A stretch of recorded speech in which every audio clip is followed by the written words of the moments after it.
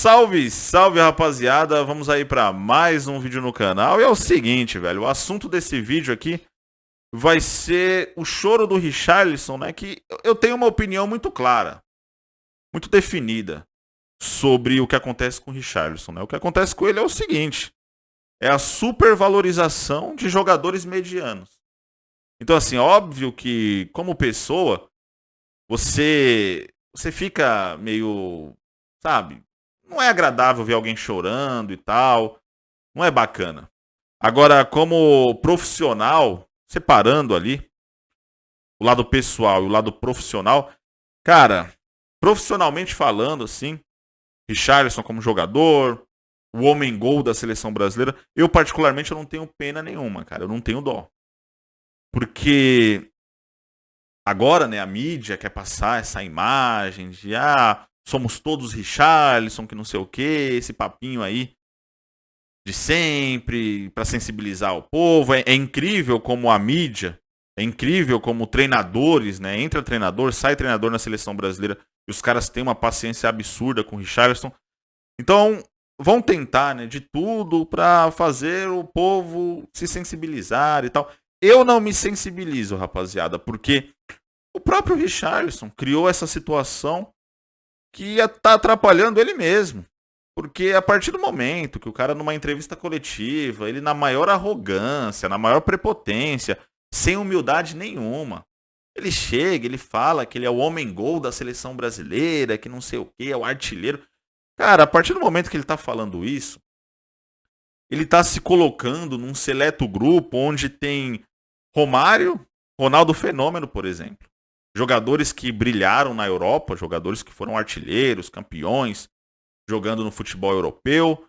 Na seleção brasileira a mesma coisa, artilheiros, campeões, fizeram a seleção brasileira conquistar a Copa do Mundo, enfim.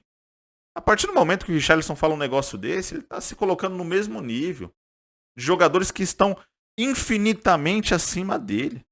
O Richarlison, ele é um jogador que na temporada passada inteira, se eu não me engano, ele fez apenas um gol. Um jogador que nunca... Cara, ele nunca chegou perto de brilhar no futebol europeu.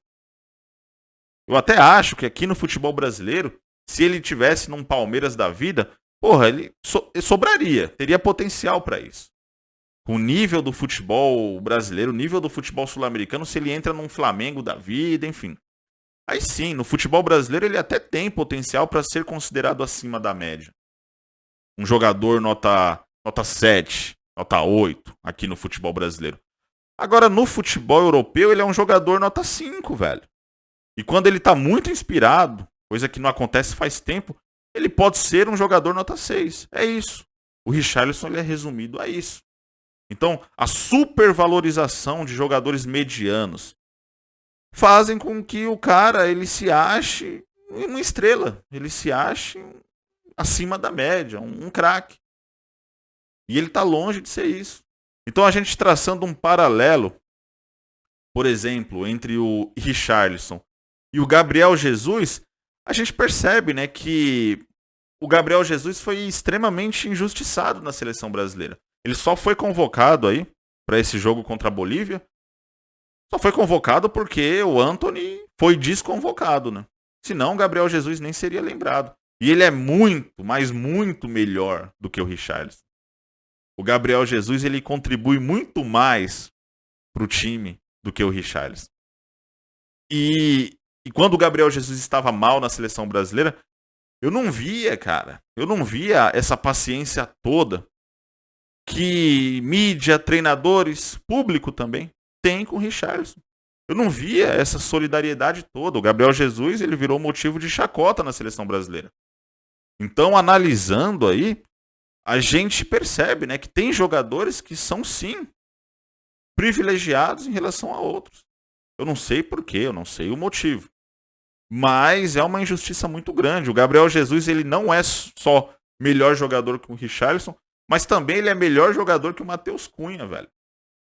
O Gabriel Jesus, ele tem que ser titular da seleção no próximo jogo. Então, assim, é um negócio que a gente percebe, né? Tem algo estranho aí. A gente percebe que tem jogadores que têm uma predisposição maior, né, a estar fazendo parte ali da panela, né? Estar fazendo parte ali do grupinho seleto, que está sempre convocado, que está sempre participando dos jogos, que é sempre titular sem motivo algum. Qual que é o motivo do Richarlison ser titular da seleção brasileira? Por essas e outras, que a seleção brasileira ela vem perdendo o apreço cada vez mais, né? Do povo. Assim, já não é tão empolgante como era antes, né? Antes, data FIFA, jogos da seleção brasileira poderiam ser até amistosos, que o povo, parava o que estava fazendo para querer assistir. Hoje em dia já não chama mais tanta atenção.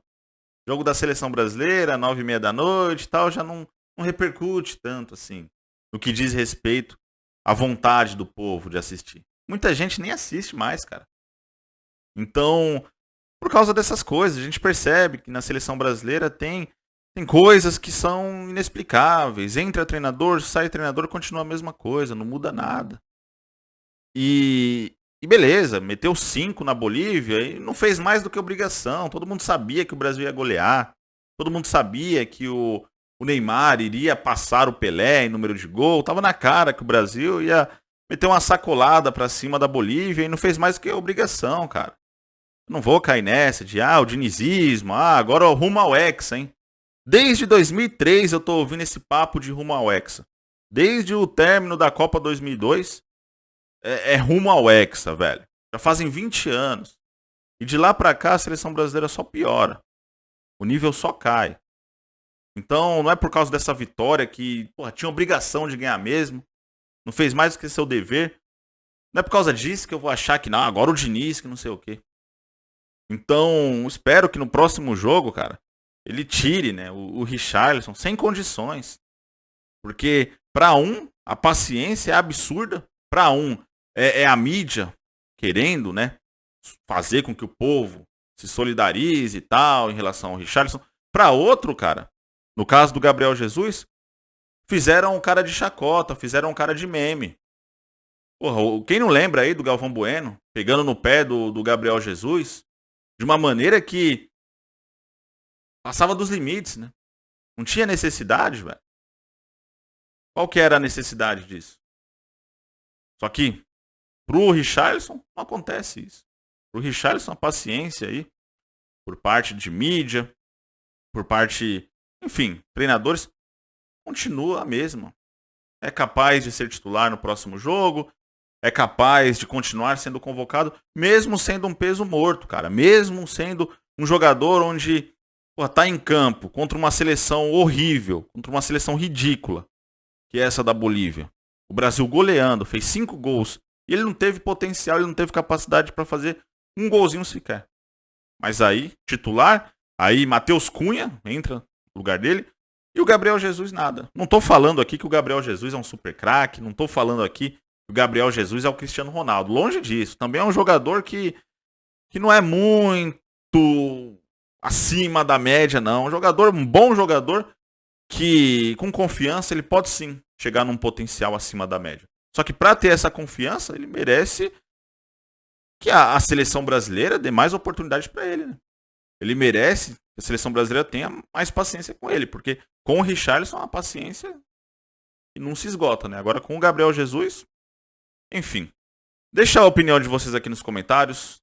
Tamo junto, rapaziada. Um abraço a todos.